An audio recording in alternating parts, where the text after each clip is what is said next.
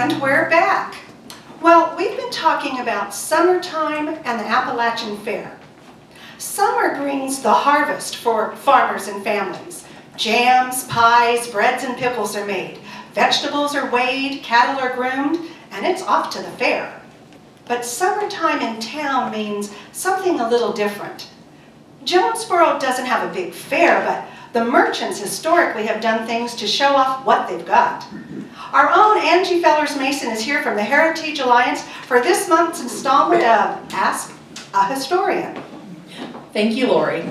Summer in Jonesborough brings to mind many things: sunshine, ice cream, water parks, as of late, with the exception of today, an insanely hot heat index, and sewing machines. Well, maybe that was just that one summer. I'm referring to the summer of 1912, of course, but you all know that already. Just like Jonesborough's merchants of today, the merchants of 1912 knew that you gotta keep people interested if you want them to keep coming to your store. In July of 1912, Shipley Hardware Company, located in the present-day home of Jonesborough's Antiques and Artisans, held a giveaway for a brand new Singer sewing machine. Each interested family received one free raffle coupon without purchase. The drawing was held on Saturday, July 27th. According to the Herald and Tribune, as the hour approached, an immense crowd gathered and standing room was at a premium. We know this to be 100% true because we have the photographic evidence. If you missed it on the way in, there's a photo of the crowd on the table outside. You can also view this photo on the Heritage Alliance's Facebook page. It's one of our favorite photos to use out in the street with tour groups. Now, to satiate your curiosity, Mrs. Ella Kinley, who lived west of town, won the sewing machine. And the paper assured that no one felt that any wrongdoings had been committed during the contest. In 1912, it was sewing machine giveaways. Today, it's Soda Fest, Scoop Fest, Brews and Tunes, and Strolling on Main. Jonesborough's merchants have always been savvy. Sometimes the more things change, the more they stay the same. I stand on the street with a Shipley Hardware picture and I wonder, in 100 years, what pictures tour guides will hold up of us.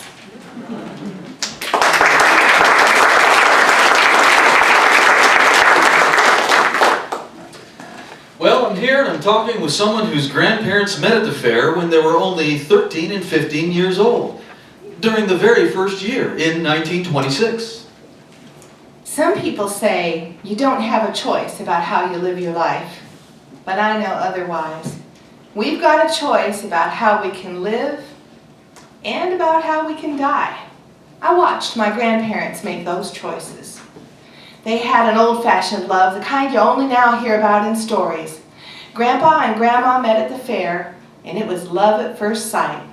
They were both from farming families, and after they courted for a while, they were married to each other, and then they spent their whole lives together. Grandma cared for Grandpa through 3 strokes, 4 children, 2 heart attacks, and 1 fear, living in a world without him. Then she was struck with cancer.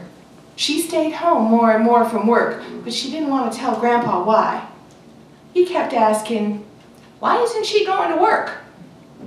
My mother finally sat him down and told him. He immediately got sick. Grandma saw that and she willed herself up. She said, "The one thing I am not going to do is I am not going to die until he does. I won't leave him alone in the world." Her will was strong. Grandpa died a little later, peacefully in his sleep. Grandma died 1 month, 1 day, and 1 hour after him. They had vowed, "Till death do us part," but not even death could part them. That was the kind of love they had. On the night she died, the moon was bright, not quite full but shining, and above the mountain, flying, almost dancing in the light, there were 2 birds, the lovebirds, reunited.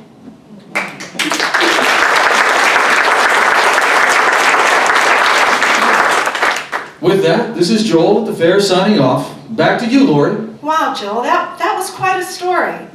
The fair is certainly responsible for so much history here and so many stories.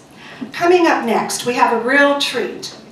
Here at the International Storytelling Center in Jonesborough, we have a